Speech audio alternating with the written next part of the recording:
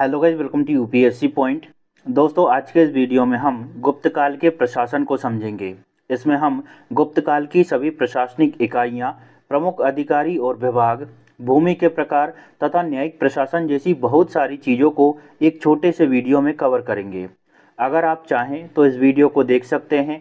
Definitely in सभी चीज़ों का एक साथ मिलना आपकी तैयारी को एक स्टेप आगे ले जाएगा।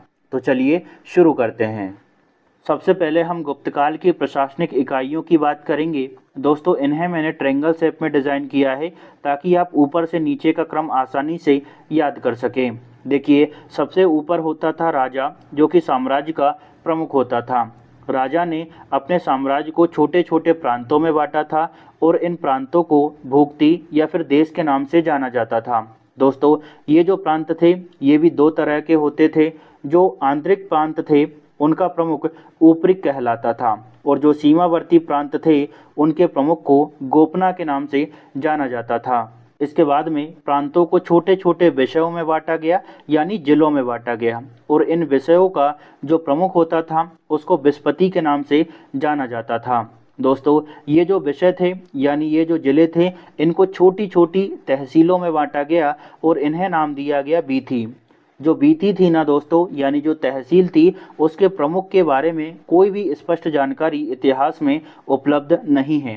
यहाँ पर आपको याद रखना है कि गुप्त काल में प्रशासन की सबसे छोटी इकाई ग्राम हुआ करती थी और ग्राम के प्रमुख को ग्रामिक के नाम से जाना जाता था। उम्मीद करता हूँ कि आपको ऊपर से नीचे का क्रम अच्छे से समझ आ गया होगा। चलिए अब हम आगे बढ़ते हैं। अब हम गुप्तकाल के प्रमुख अधिकारी और उनसे संबंधित विभागों की चर्चा कर लेते हैं। लेकिन उससे पहले आप ये जान लो कि यहाँ से कितने तरह के प्रश्न बन सकते हैं ताकि आप सही माइंडसेट से उन्हें पढ़ सकें। पहला तो जोड़ी मिलाने वाला प्रश्न आ जाता है। दूसरा दोस्तों, ये पूछ लिया जाता है कि भाई जो दंड पाशक है वो कौन था, पुलिस विभाग का सर्वोच्च अधिकारी था या फिर युद्ध या शांति का मंत्री था। तो इस तरह के प्रश्न भी हमें परीक्षा में देखने को मिलते हैं। तीसरा प्रश्न ये बनता है कि भाई राजकोष के अधिकारी को गुप्त काल में किस नाम से जाना जाता था। तो इस तरह से तीन प्रकार के प्रश्न इस सेक्शन से बनते हैं। इस वजह से इनको पढ़ना जरूरी है। चलिए अब हम पढ़ना शुरू करते हैं। तो पहला है सेनापति। दोस्तों, गुप्त काल में सेनापति को महाबलाधिकृत के नाम से जाना जाता था। न्यायाधीश को महादंड नायक कहते थे और जो युद्ध और शांति का मंत्री होता था उसे संधि विग्रहिक के नाम से जाना जाता था। इसके बाद अगला है दोस्तों दंडपाशक। यह पुलिस विभाग का सर्वोच्च अधिकारी होता था। विनय स्थिति स्थापक यह शिक्षा और धर्म संबंधी अधिकारी होता था। अगला है भंडागाराधिकृत। दोस्तों, यह राजकोष का प्रमुख अधिकारी था, यानी राजकोष को मैनेज करने का कार्य इसी का हुआ करता था। इसके बाद है महापक्ष पटलिक। यह अभिलेखों और भूमि से संबंधित दस्तावेजों के विभाग का हेड हुआ करता था, यानी इसका कार्य होता था कि भाई कितने अभिलेख बनाए गए हैं और कितने दस्तावेज इकट्ठे किए गए हैं, किस दस्तावेज में क्या लिखा हुआ है, इन सभी को मैनेज करना किसका कार्य हुआ करता था, महापक्ष पटलिक का। इसके बाद होता था दोस्तों महाप्रतिहार। यह राजमहल के जो पहरेदार हुआ करते थे उनका हेड होता था। आशा करता हूं कि इतना सब कुछ आपको अच्छे से समझ आ गया होगा। चलिए अब हम आगे बढ़ते हैं। दोस्तों, यहाँ पर हम टोटल 16 अधिकारियों के बारे में पढ़ेंगे जो कि सभी महत्वपूर्ण हैं। हम 9वें नंबर पर बढ़ते हैं। अगला अधिकारी कौन सा है? ध्रुवाधिकरण। दोस्तों, यह भूमि कर वसूलने वाला अधिकारी होता था। ठीक है। नेक्स्ट है सोलिक। यह शुल्क या फिर कर वसूलने वाला अधिकारी हुआ करता था जो कि व्यापारियों से कर वसूला करता था। ठीक है। नगर श्रेष्ठी जो है ये श्रेणियों का प्रदान होता था। महापीलुपति ये गज सेना का प्रमुख था। इसके बाद है भराश्वपति। यह अश्व सेना का प्रमुख होता था। क्षेत्रकर जो है दोस्तों वो भूमि नापने वाला अधिकारी होता था। प्रथम कुलिक यह कारीगर समुदाय का प्रमुख होता था। और दोस्तों आखिरी है हमारा प्रथम कायस्थ।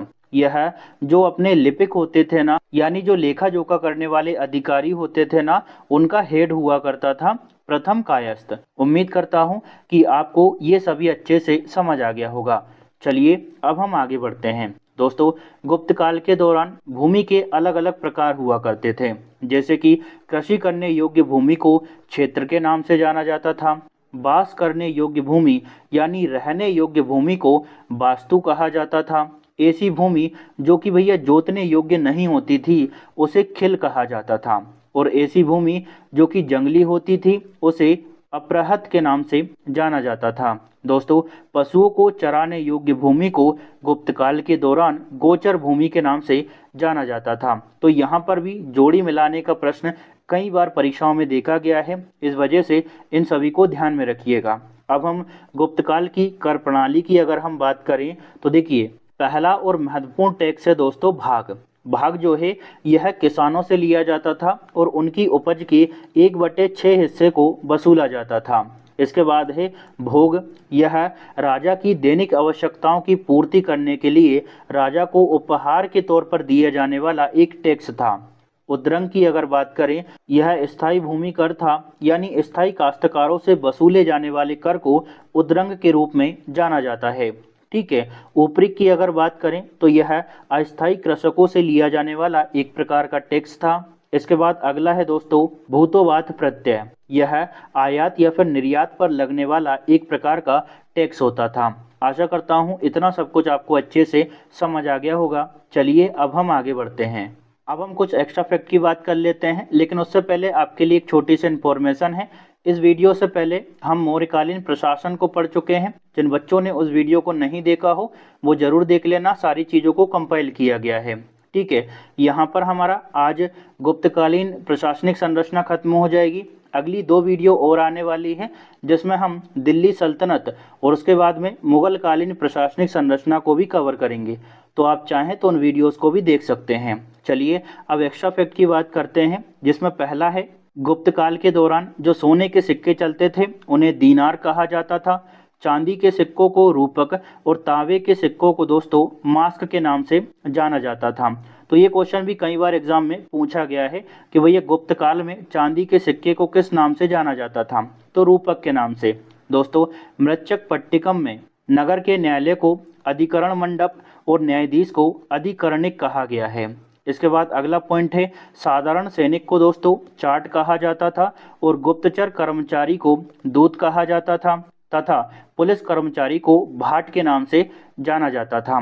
तो ये पॉइंट भी काफ़ी महत्वपूर्ण है, इसे ध्यान में रखिएगा। इसके बाद अगला पॉइंट है दोस्तों मंदिरों एवं ब्राह्मणों को जो भूमि दान में दी जाती थी उसे अग्रहार कहा जाता था। अगला है ब्राह्मणों के भरण पोषण हेतु जो भूमि कर मुक्त दी जाती थी उसे ब्रह्मदेय के नाम से जाना जाता था। तो दोनों पॉइंट अलग अलग हैं लेकिन लगते एक जैसे हैं। 1-2 बार पढ़िएगा तो समझ आएंगे। देखिए, मंदिरों एवं ब्राह्मणों को जो भूमि दान में दी जाती थी ना, यानी नॉर्मली दान में दी जाती थी, उस भूमि को क्या कहते थे? अग्रहार। और ब्राह्मणों के भरण पोषण हेतु जो भूमि दी जाती थी टैक्स फ्री, ठीक है, कर मुक्त जो भूमि दी जाती थी उसे क्या कहते थे? ब्रह्मदेय। तो आशा करता हूँ ये आपको अच्छे से समझ आ गया होगा। दोस्तों, इसका जो PDF है आपको RTI एप्लीकेशन और टेलीग्राम दोनों पर मिल जाएगा, वहाँ से आप डाउनलोड करके रिवीजन कर सकते हैं। उम्मीद करता हूँ आज की मेहनत आपको पसंद आई होगी। अगर वीडियो अच्छा लगा हो तो लाइक, शेयर और सब्सक्राइब जरूर करें। Thank you.